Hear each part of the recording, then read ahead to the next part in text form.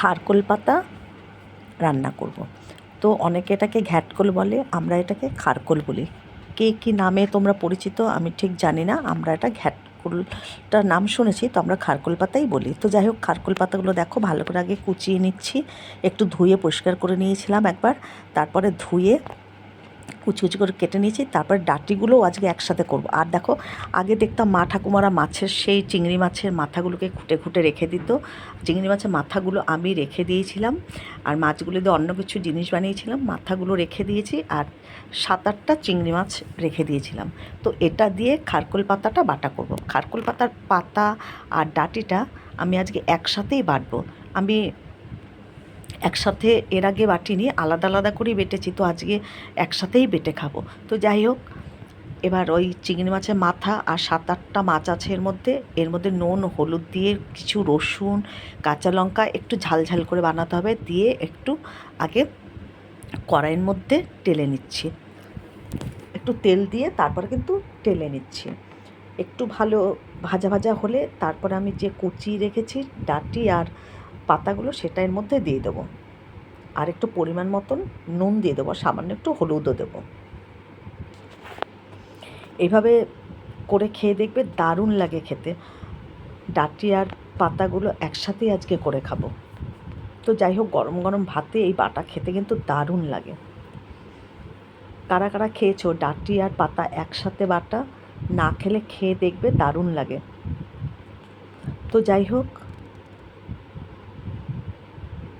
একটু নুন দিয়ে দিলাম।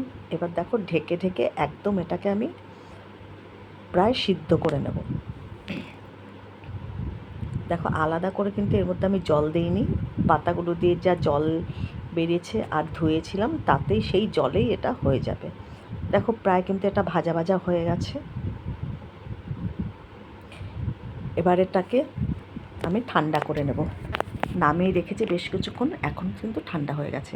একটা জার নিয়ে নিয়েছি, মিক্সার জার, তার মধ্যে 1 চামচ কালো জিরে নিয়ে নিয়েছি।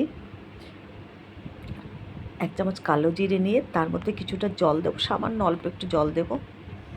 জল দিয়ে এবার যে ভেজে রাখা পাতা, চিংড়ি মাছের মাথা, তারপরে কয়েকটা মাছ আছে, সেগুলো সব ভাজা হয়ে গেছে। এবার আমি এটাকে ভালো করে ব্লেন্ড করে নেব।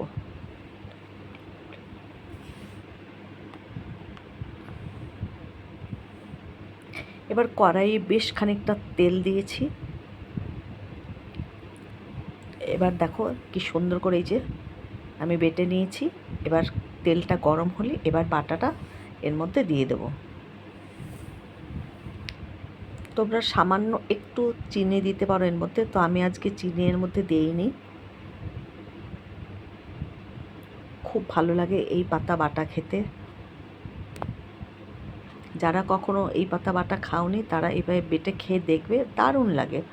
তোমরা চিংড়ি মাছের মাথা এসব না দিয়েও তোমরা কিন্তু এটা শুধু রসুন দিয়েও খেতে পারো, দারুণ লাগে খেতে। আর একদম দেখো শুকিয়ে নেব। মাঝখানটা আমি আরেকটু তেল দিয়েছিলাম, তেলটা একটু কম মনে হয়েছিল। পাতাগুলো একটু সাইডে করে আমি এর মধ্যে তেল, একটা শুকনো লঙ্কা আবার ফোড়ন দিয়ে নিলাম।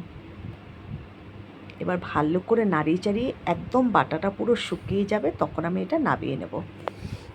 একদম গরম গরম ভাতে এই বাটা থাকলে আর কিছুই লাগে না, 1 থালা ভাত খেয়ে নেওয়া যায়।